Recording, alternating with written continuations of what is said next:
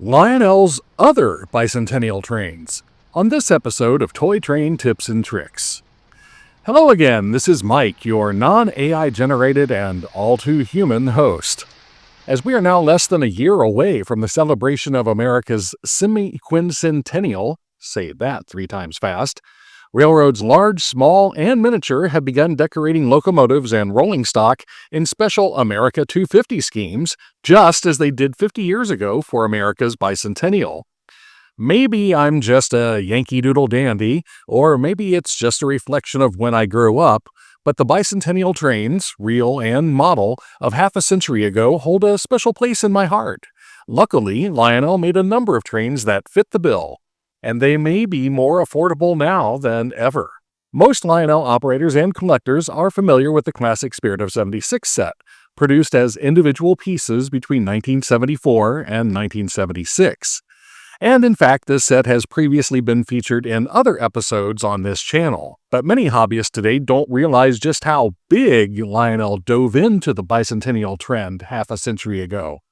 There are a number of lesser-known but sharp-looking models that should be remembered and appreciated today. Before going forward, this episode will focus on the Bicentennial locomotives, cars, and sets Lionel produced in O-gauge between 1974 and 1976. Many items have been reissued over the years, such as the Lion Chief edition of the Spirit of 76 U-36 known as the Patriot, and the later scale rendering of the Preamble Express, but these are beyond the scope of this episode. No, we are looking only at the O-gauge Bicentennial products made for and during the Bicentennial celebrations, and those made in regular production rather than convention sets or organization membership production for TCA, Toy Fair, and other special services. So let's get started. As described more in depth in other episodes, when Seaboard Coastline unveiled their U-36B diesel number 1776 in special Bicentennial colors in 1971, it was a huge public relations success. So much so that more than 100 other railroads followed suit, decorating diesel and even steam locomotives in special red, white, and blue paint schemes for America's upcoming birthday. Lionel also noticed and took a chance that the Spirit of 76 would also be a hit on O-gauge rails.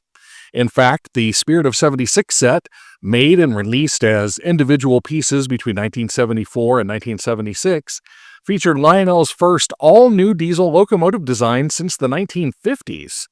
And the diesel was designed after a real, prototypical locomotive rather than a fantasy decoration.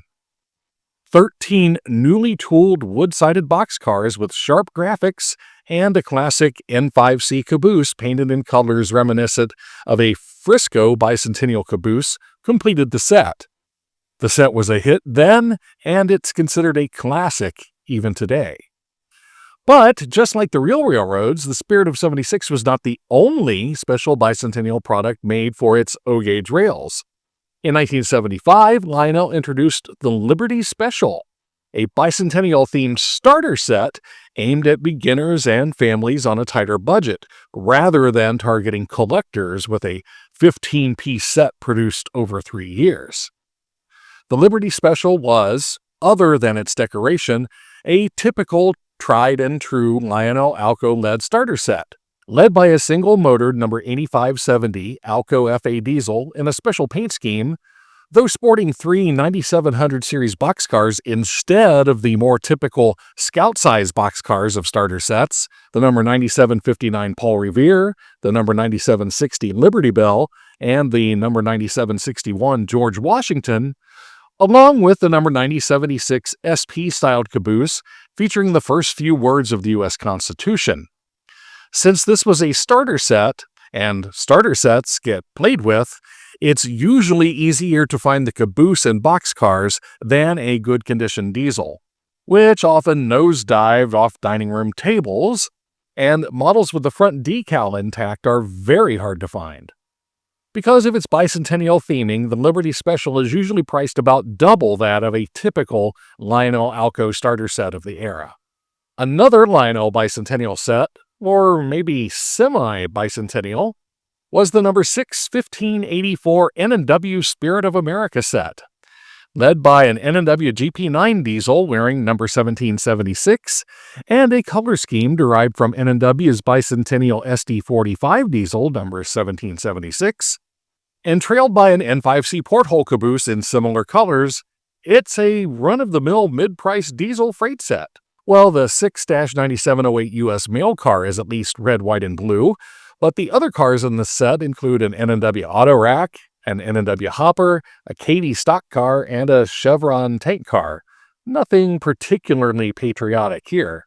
The GP9, cataloged as number 68559, came in several variations, including flat versus glossy red paint, and either with or without the circle of stars on the short hood.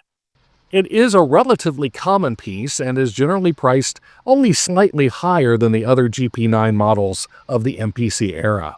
In 1976, Lionel produced a limited edition GP9 and caboose set that was only advertised in advanced dealer flyers in early 1976.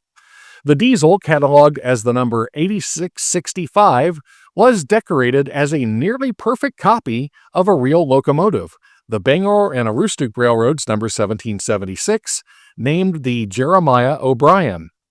If you're not fluent in American Revolutionary heroes, Jeremiah O'Brien was a naval hero of the American Revolution, winning America's first naval victory over the British in 1775 off the coast of Maine.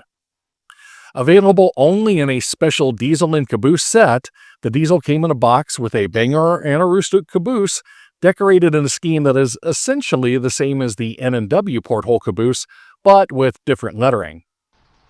This GP9 is the most difficult to find among Lionel's regular production Bicentennial locomotives, and it's usually priced about 25 to 50% higher than comparable models of the era, especially when paired with the original box and caboose.